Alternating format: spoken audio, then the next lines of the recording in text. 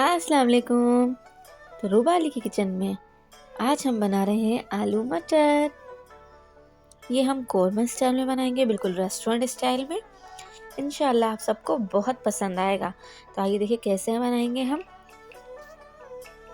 सबसे पहले हमने ले लिए हैं आलू, जो कि हमने ले लिए हैं आधा किलो। पीसी हुई मिर्चें 2 खाने के चमचे, लहसुन अदरक का पेस्ट 2 खाने के चमचे, एक बड़ी प्याज जो कि हमने कोरमे की तरह स्लाइस कर ली है, पिसा हुआ धनिया 1 खाने के चमचा, हल्दी 1 चाय का चमचा, नमक 1 खाने का चमचा, और हमने मटर भी ले लिए हैं आधा किलो, और पिसा हुआ गरम मसाला हमने लिया है 1 खाने का चमचा, दही आधा पाव, और तेल भी हमने ले लिया है आधा पाव। बस हमें इन्हीं इंग्रेडिएंट्स की ज़रूरत थी। अब सबसे पहले हम पैन में ऑयल गरम करेंगे। क्योंकि हम आधा किलो आलू और आधा किलो मटर का सालन बना रहे हैं, इसे हमने इसमें आधा कप ऑयल ऐड किया है। अब जब थोड़ा ऑयल गर्म हो जाएगा तो हमने जो एक दरमियाने साइज़ की प्याज लेके रखी थी वो हम इसमें ऐड कर देंगे।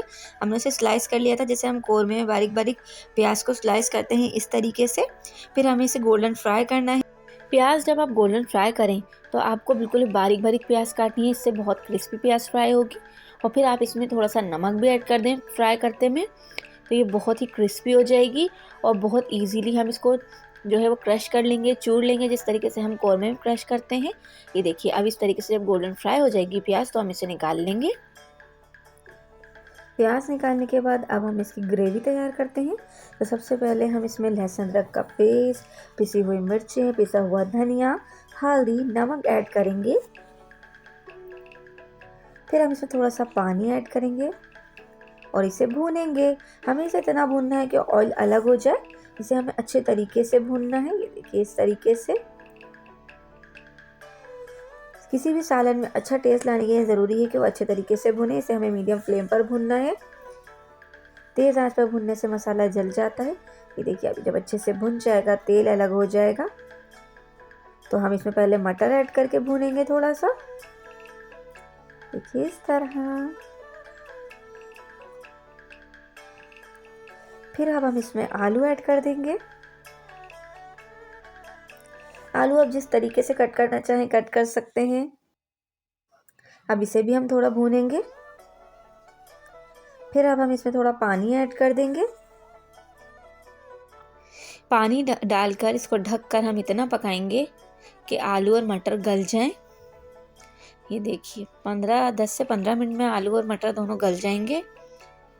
और देखिए, जब आलू और मटर गल जाएं तो आपने जो दही लेके रखी थी, आप उसमें प्याज जो है वो क्रश करके वो मिलाकर इसमें ऐड कर दें। देखिए, इस तरीके से। और अब इसे अच्छे से भूनें कि दही जो पानी छोड़े वो भी अच्छे से ड्राई हो जाए। ये देखिए,